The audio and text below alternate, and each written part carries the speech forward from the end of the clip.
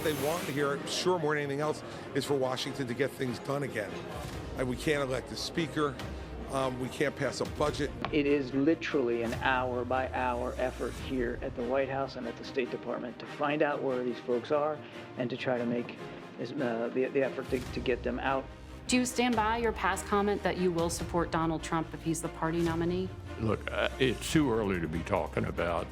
I can't recall ever not supporting the Republican nominee. Hello, I'm Ed O'Keefe in your nation's capital, Washington, D.C. Welcome to America Decides. And then there were 9. House Republicans are gathering Monday evening to once again consider who should be the Speaker of the House. The House of Representatives have sat in suspense for now 20 days with no end in sight. Late last week, Republicans ousted Ohio Congressman Jim Jordan, you see there, as their preferred choice with a secret ballot behind closed doors. They'll try again this week. Now, 9 Republicans vying for the job: Jack Bergman of Michigan, Byron Donalds of Florida, Tom Emmer of Minnesota, Kevin Hern of Oklahoma, Mike Johnson of Louisiana, Dan Muser of Pennsylvania, Gary Palmer of Alabama, Austin Scott of Georgia, and Pete Sessions of Texas. We should point out ultimately 10 men are running for Speaker, as House Democrats have nominated their leader, Hakeem Jeffries of New York. But it's the Republicans holding up things, and we turn to CBS News congressional correspondent Nicole Killian, who's been on Speaker Watch since the dawn of time, it seems. Nicole, happy Monday, another week, and still no resolution to this. Walk us through what we should expect and how it's different from what we've seen previously as they try to sort out who will lead them. Well, Ed, I don't know that it will be much different than what we have seen, other than it's a much wider field. I almost feel like it's the Republican presidential primary, the way this speaker's race is now shaping up. I mean, obviously, we started the beginning of the year with Kevin McCarthy. McCarthy was ousted about 3 weeks ago. Then it was Majority Leader Steve Scalise who was in the running. He withdrew. Then you had Jim Jordan, who then ran. He couldn't succeed after 3 ballots. He was voted out on a secret ballot Friday, and that brings us to this point here today, where we have 9 candidates that pretty much have to go through the same gauntlet. They're going to need 217 votes ultimately on the House floor, but before we get to that point, they are going to have to make their case to Republicans. That is what's happening tonight. There will be a candidate forum where they are making their arguments to rank and file members. Many of them have been making calls over the weekend. Some of them have already spoken with former President Trump. And then on Tuesday, then we will see a secret ballot where basically the highest vote getter will likely emerge as that candidate who ultimately will go to the floor. Now, Nicole, nothing personal to them, but not many of these men are well known outside the Republican ranks. Who sort of stands out to you as someone who may have a shot at this? Well, right now, Republican Whip Tom Emmer appears to have that front-runner status in the sense that he is number 3 in leadership. He has the backing of former House Speaker Kevin McCarthy. He really is the guy who has been at the center of a lot of these contentious negotiations, whether it was over the debt limit, over temporarily funding the government this fall. He's the one that has brought all different factions of the Republican conference into his office to hammer things out, whether it's those contentious pieces of legislation, rules, and otherwise. So that's why, for now, he appears to be that front runner. But look, any one of these candidates could be a potential dark horse. And you have some kind of taking to some interesting strategies to try to woo their fellow members, including Oklahoma Congressman Kevin Hern, who used to own about 24 McDonald's franchises. He has been sending cheeseburgers to members along with a letter about why he thinks he's the best candidate in this race. Cheeseburgers. I don't know. I'm a quarter pounder with cheese, well, sometimes with, sometimes without. What about you? What are you? Well, I mean, I clarified. I was like, no, just to be clear, no Big Macs, right? Because that seems to be the signature hamburger from McDonald's. But, you know, cheeseburgers, you can't go wrong, right? Everybody loves them. Well, I guess. Or he better hope so. At least 217 of them do. You spoke late Friday with Jim Jordan, who is now the former Speaker designate. What went wrong with his Speaker bid, and has he indicated who he might support?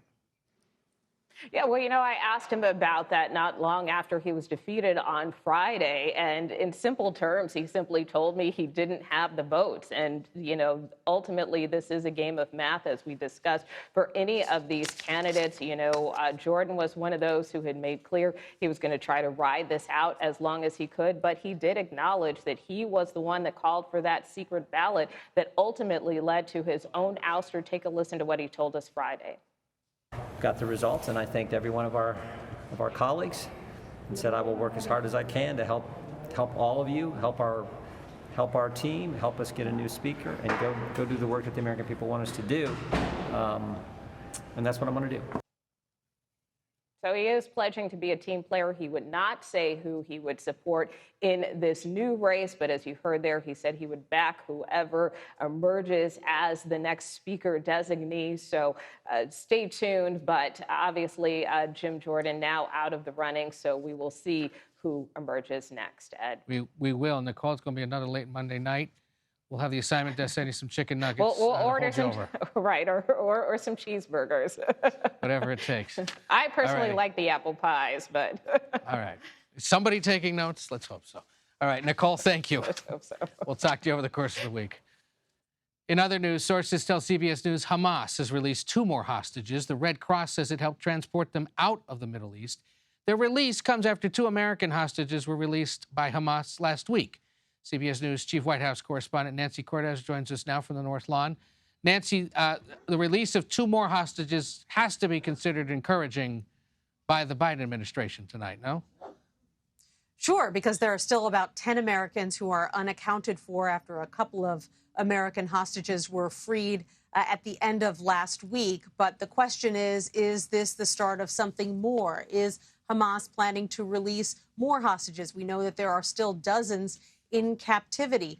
The president, it was interesting, was asked today at an unrelated event about Bidenomics. As he was leaving, he was asked whether he thinks that there should be some kind of ceasefire for hostages deal. This is something that has been floated, that perhaps Hamas would give back the hostages in exchange for a ceasefire by the Israelis. And what the president said was that that Hamas ought to give back those hostages first, and then they can talk.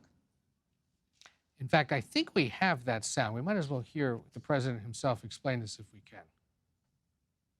Is the U.S. supporting the hostages for a ceasefire deal? Why did you? We should have a ceasefire. It's not a ceasefire. We should have those hostages released, and then we can talk.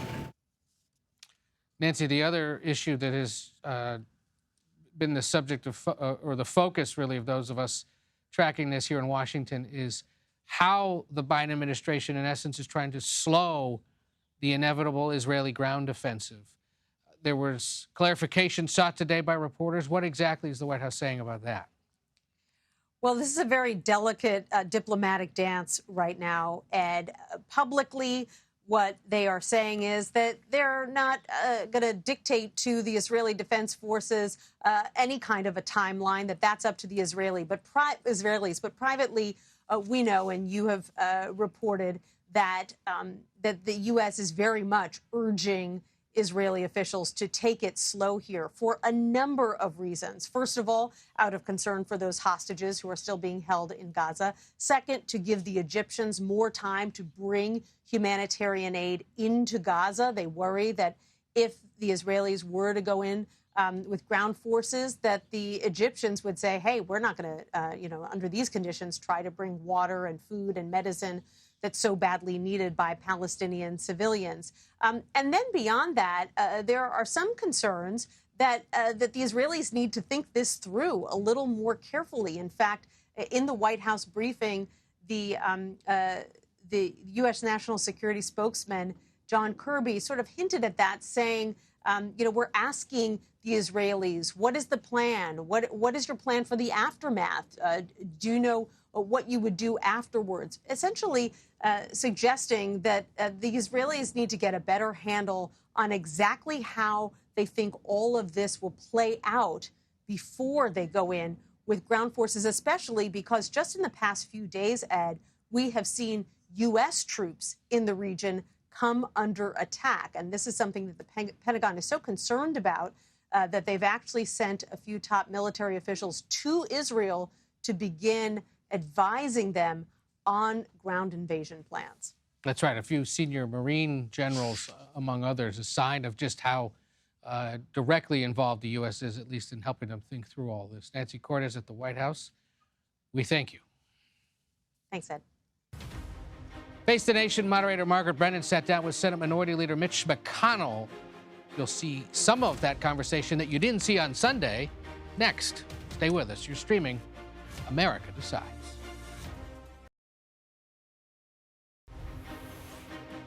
Welcome back to America Decides. You may have seen that Senate Minority Leader Mitch McConnell sat for an interview with Face the Nation moderator Margaret Brennan over the weekend. Most of that conversation aired on Sunday and a few times since here on the streaming network. But we have never before seen portions, including this exchange. Do you stand by your past comment that you will support Donald Trump if he's the party nominee? Look, it's too early to be talking about. I can't recall ever not supporting the Republican nominee, but I don't know who that's going to be yet. In the meantime, let me say one more time, we have a job to do. The election is next year, and the threats to the United States and to our allies are enormous. Mm-hmm. So just to button up, are you confident we can avoid a shutdown and that this national security package can be delivered on by Congress? Well, we're going to take a good hard look at it and probably make some suggestions and be particularly interested in the border part of it. We think that's a disaster and needs to be addressed. And that'll help you bring along the rest. It certainly would help. Will we avoid a shutdown? A government shutdown? No, I don't think that'll happen. We'll see. Joining me now, Daniela Diaz and Andrew Desiderio. Daniela, a congressional reporter for Politico and co-author of Huddle, a must-read recap of all things Congress. And Andrew is a senior congressional reporter for Punchbowl News, which is also a must-read newsletter and texting service on all things Congress. So who better to bring in at the start of what could be another busy week on Capitol Hill? Also give you both an excuse to get off the Hill for at least a few hours, as it's clearly been a tricky place to be the last few weeks. Daniela, he doesn't think there's going to be a shutdown. Until we have a speaker, we have no way of knowing. We have these 9 running. Is there someone in that collection who could conceivably lead the House Republican caucus to avoiding a shutdown if they're chosen quickly? You know, I've been covering this for the last, I'm losing track now, 20 days, 20 days since they booted McCarthy as speaker. And I've lost faith personally as a reporter. Most of the press corps has, most of the members have lost faith that they could possibly, anyone could get 217, which is that magic number that's needed to become speaker on the House floor. What we're going to see in the next 24 hours is 9 members try to get 217. There's going to be a long ballot process tomorrow morning, possibly 8 secret ballots. It could take hours for one person to emerge from that. Of course, the leading candidate being Tom Emmer, who's currently the majority whip. But it's unclear whether even he can get 217 votes on the House floor. So it's all up in the air. And also want to note that only 5 of the members that are running for speaker have actually voted to keep the government open the last time it happened. And that CR is the reason why McCarthy was booted in the first place. And members are already talking about, Republican members specifically, that they're going to have to do another CR to keep the government open. And that's going to be another challenge in itself, considering that's what led to McCarthy being booted in the first place. So a lot of things in flux, and it's unclear how this is going to end. Ed. And if you look at the House calendar, there are only 8 legislative days left, which means the House is supposed to be in session doing work between now and November 17th when this thing ends. So conceivably, you know, they're going to bump up right against that or blow through it, and somehow they're going to have to pass another continuing resolution. You sit over the upper chamber most of the time. How frustrating is this for them? Yeah, it's extremely frustrating. I mean, you talk to Republican senators, and the first thing they say, even McConnell has said it actually, is we got to get rid of the motion to vacate. It's a ridiculous sort of thing hanging over any Republican speaker. This is the vote that triggered everything. Right. That's what allowed McCarthy to be booted from the speakership in the first place, with just a small minority of Republicans in support of that. But, you know, there is going to have to be a continuing resolution to fund the government past November 17th. There's no way all 12 appropriations bills are going to be passed and that they're all going to be conferenced in the next few weeks, especially since we don't have a speaker right now still, and we don't know when that might happen. So what McConnell's referring to is, well, he's not inspiring a lot of confidence in the idea of avoiding a government shutdown, number one. And number two, this is just an acknowledgement that the CR is going to have to be necessary. And a lot of these conservatives who voted to boot McCarthy in the first place were upset that they had to resort to a CR in the first place.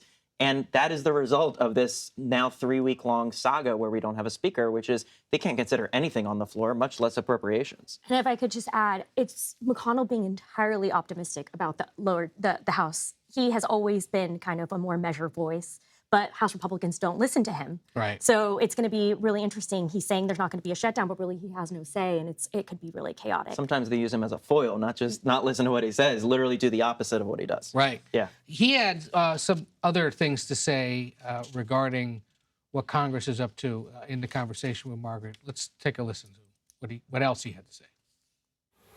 To stand up, though, the United States military would like some of its military commanders to get the promotions that they have been appointed for. Senator Tuberville has a hold on at least 300 military nominations. Yeah.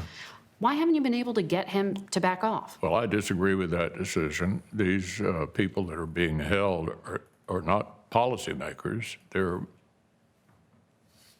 in the military. Commander of the Navy's Fifth Fleet, Deputy Commander of CENTCOM. Yeah. Pretty important jobs for a crisis in the Middle East. I agree with you totally, and I've told Senator Tuberville, and I've said publicly that I don't think this is the way to go, and it's very, very concerning. Why isn't he backing down? You'd have to ask him. But he's not listening to you. Well, look, this is not a dictatorship. I can't order people to do things. I've said publicly I thought it was a mistake, and I'm telling you again publicly I think it's a mistake. So bad to do, but I can't do anything to stop him. Andrew, it is significant that these hundreds of military nominations still being held up, even how many, 2 weeks into this conflict in the Middle East? Right, exactly. So in mid-July, I was in Lithuania for the NATO summit with a coteau of senators who had traveled there. They went to a military base near the border with Belarus, where we heard actually explosions in the distance where they're trying to sort of intimidate the American troops that are nearby and also training the Ukrainians on our equipment. And, you know, one of the messages that those commanders at that military base were giving to the senators on that day in July was, hey, you guys got to impress on Senator Tuberville to lift his holds. And what all the senators said in response was that they think it's going to end soon. They think that, you know, it's going to get, you know, the number of stalled promotions is just going to snowball eventually, that, you know, it's not sustainable to keep doing this. We're 3 months later now, and Senator Tuberville has the same position. And frankly, he's benefiting politically from it because in his state it's very popular, and he's raising a ton of money off of it. So in many ways, there are some perverse political incentives that are preventing this from coming to a resolution. And do we think we get a quick confirmation of Jack Lew to be the ambassador to Israel in the next few weeks? It won't be quick. They'll get it done eventually. So on Wednesday, the Senate Foreign Relations Committee is going to vote on his nomination, and then it'll be kicked to the Senate floor. A lot of Republicans have said Jack Lew is not the right guy for this job, and they've said they'll do anything they can to hold it up. If Schumer files cloture, which is a procedural term on the nomination, it will probably take about a week to confirm him, absent an agreement to speed it up. And in a minute or less, the question you've been asked by friends, family, your Uber drivers: how quickly does the speaker thing get resolved? Should we start a bet? I feel like we got to start figuring out who could be speaker. No, I really do think we'll see what happens the next 48 hours, but attention will shift if there's not a speaker by Wednesday back to that idea of empowering the acting speaker, Patrick McHenry. That idea was killed last week in conference, but it seems to be the only way that they can figure this out. Why doesn't he want this job? It's the least coveted job in Washington. I suppose that's one way of looking at things. You know who has good jobs, though? Daniela Diaz and Andrew Desiderio, and they do them well. Thank you both for being here. Come by again. Thanks, Ed. Good to see you guys. Former President Donald Trump has filed for the New Hampshire presidential primary. Ahead, how voters in the Granite State are responding. Keep streaming. America Decides. Welcome back to America Decides. Former President Donald Trump has officially filed for the 2024 presidential primary in New Hampshire. He became the first ever former president to file to run again in a New Hampshire primary, showing up as required in person there at the state capitol and paying the $1,000 filing fee. He later held a campaign event in Derry, New Hampshire, where we find CBS News campaign reporter Olivia Rinaldi covering the Granite State and the former president for us. Olivia, what did Trump discussed during that rally today? Yeah, hi, Ed. Thanks for having me. As you point out, he was here earlier today in Concord, where he signed for the first in the nation primary to run. However, in his remarks later on in Derry, his focus was not really on the primary, but the general election. He spent the majority of the conversation attacking Joe Biden, especially for his speech last Thursday evening in prime time, where he discussed the war in Israel. Trump said it was neocon warmongering, and he warned that Biden is going to push the U.S. further into conflicts to distract from his poll numbers at home. I thought it was notable that he didn't really spend a lot of time talking about Florida Governor Ron DeSantis, talking about former UN Ambassador Nikki Haley, who are rising in the polls. He really spent the majority of the time focused on Joe Biden, and I expect that in the coming weeks we can see that being his strategy as we get closer to the primaries here. Yeah, I think as he was telling reporters earlier, he's in the 60s, and the next nearest competitors is something like 8%, so why not focus on the general election? I'm curious, how are New Hampshire voters reacting to his filing today and to his appearance? Yeah, they're hopeful, you know. I mean, they're excited to see him here. It's just his second visit this month. Earlier in the month, he was in Wolfboro, New Hampshire. And a lot of the people I spoke to here didn't get into that event. So they drove far and wide to come here to see him today. I spoke with some voters earlier about their reaction to the war in Israel. Take a listen here. I think we're getting too much into the war. I know we have to stand by Israel, but I just think he's a clown. Want him as a president. He was great at that, and that's it. I don't even see a future for them. It's with the education and what they're being taught and the way the country is. Yeah, not much hope, unfortunately. But this gives you hope. He gives me hope. As you can tell, these voters, they're excited to have him back in the state. They're excited that he's running. The enthusiasm is extremely palpable. In the room he spoke in earlier today, there's 2,000 people in there. It was almost at capacity, according to the fire chief that I spoke to. So you could just really tell there's a lot of enthusiasm. But on the topic of Israel, there's a little bit of a divide happening in his base. You heard the young woman I spoke with earlier, the first woman I spoke with. She's a young mother, and she told me, I'm worried about us getting dragged into further wars and this being a dangerous situation for my children. I spoke with another voter, though, who said that supporting Israel right now is the most important thing we can do. So a little bit of a divide in that base right there. It'll be interesting to see how Trump plays to both of those factions in the coming weeks. And quickly, among the people you spoke to, Olivia, do the various investigations and legal cases involving Trump affect his chances or popularity at all? I think you'll be surprised to hear, Ed, that it didn't really impact how they're feeling about the former president. If anything, his appearances in the courtroom are invigorating them. Olivia Rinaldi for us in Derry, New Hampshire, covering the former president, as she will continue to do. Thank you so much for joining us. Thank you, Ed. That does it for today. You can stream America Decides Monday to Thursday at 5 p.m. Eastern. We're streaming CBS News.